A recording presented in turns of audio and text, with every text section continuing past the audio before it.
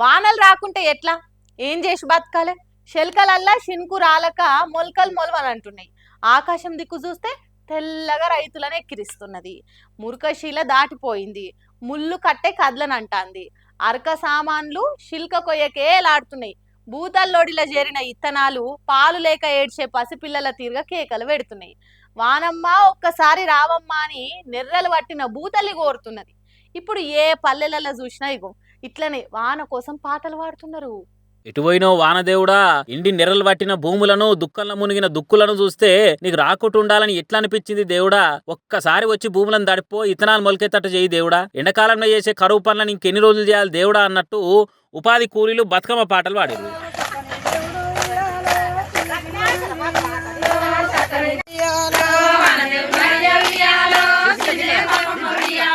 అన్నదాతలంతా ఆకాశం దిక్కే చూస్తున్నారు. ఇప్పటికే పచ్చగా పసరగక్కాల్సిన చేన్లు బిక్కు బిక్కుమని చూస్తున్నాయి. వేలకు వేలు పెట్టుబడి పెట్టి ఇత్తనాలు వేసిన రైతులు గోస పడుతున్నారు. వానదేవుడా ఏడున్నవు, మా దిక్కు చూడాలనిపిస్తలేదా అనుకుంటా పాటలు పాడిర్రు. సిరిసిల్ల జిల్లా ఇల్లంత కుంటల ఉపాధి కూలీలు పని అయిపోయినాక ఇట్లా తట్టలు పారలు నడిమిట్ల పెట్టి వాటి చుట్టూ బతుకమ్మ ఆడిర్రు. వానలు పడితే చేతి నిండా పని ఉండేది. 4 పైసలు చేతులు మారేటి.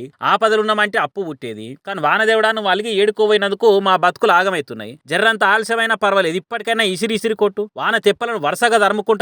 వాగులు వంకలు పొంగి పొర్లేతట్టు కొట్టు తండ్రి అన్నట్టు పాటలు పాడిర్రు. మరి అంతే కదా, అన్నతాత ముళ్ళకట్టే మూలకే ఉంటే లోకం ముందుకు సాగది. పంటలు వండకుంటే కలెక్టర్ అయినా కండక్టర్ అయినా ఆఖరికి కంప్యూటర్ కట్టుకొస్తే సాఫ్ట్వేర్ ఇంజనీర్ అయినా పస్తు ఉండవలసిందే. అందుకే వానమ్మా ఒకసారి వచ్చిపోవమ్మా, ఎండిపోయిన రైతు గుండెను ముద్దాడిపోవమ్మా అన్నట్టు పాటలు పాడిర్రు. ఎక్కడో ఆకాశంలో ఆగిపోయిన వాన చినుకులు కనికరించి భూమికి చేరేటట్టు చప్పట్లు కొట్టుకుంటూ పిలిచిరు వానదేవుణ్ణి. కరువు పనికి పోయినోళ్ళు ఇటు దిక్కు పాటలు పాడుతుంటే వెనక మరల వాన వచ్చినట్టే గయ్యమని గాలి వచ్చింది. ఇప్పుడు ఇట్లా ఒక్క కానే కాదు, తెలంగాణ మొత్తంలో ఇట్లనే పాటలు పాడుతున్నారు, కోలాటలు ఆడుతున్నారు, కప్పతల్లి కామడాటలు ఆడుతున్నారు. మరి వానదేవుని కనికరం కలిగి వరదలు వారేయాలని కోరుకుందాం ఇక.